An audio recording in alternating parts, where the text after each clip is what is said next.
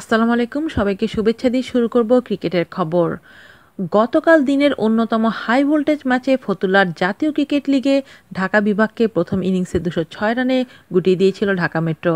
এরপর ব্যাট করতে নেমে প্রথম দিনের শেষ পর্যন্ত 13 ওভার মোকাবেলা করে কোনো উইকেট না হারিয়ে 26 রান নিয়ে দিন শেষ করে ঢাকা মেট্রো।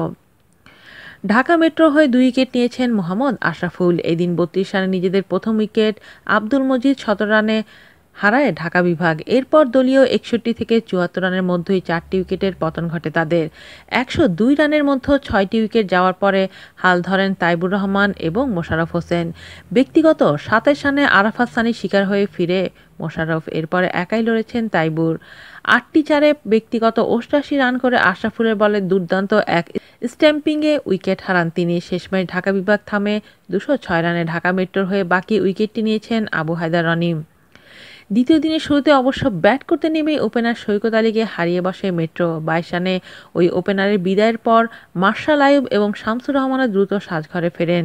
3 ব্যাটসম্যানের বিদায় সাদমানকে সঙ্গ দিতে নেমেছেন মোহাম্মদ আশরাফুল। ক্রিজে নেমে লম্বা ইনিংসের আবার দিচ্ছেন এই ডানহাতি ব্যাটসম্যান। অন্য প্রান্তে থাকা ব্যাটসম্যান সাদমান ইসলাম ইতিমধ্যে 50 হাঁকিয়ে সেঞ্চুরির লক্ষ্যে ব্যাট করছেন। শেষ খবর পাওয়া পর্যন্ত 66 ওভার শেষে তাদের সংগ্রহ 184 রান 3 উইকেট হারিয়ে। আশরাফুল 126 বলে 46 ও সাদমান 101 রান করে ব্যাট করছেন। আজ এ পর্যন্তই। আল্লাহ হাফেজ।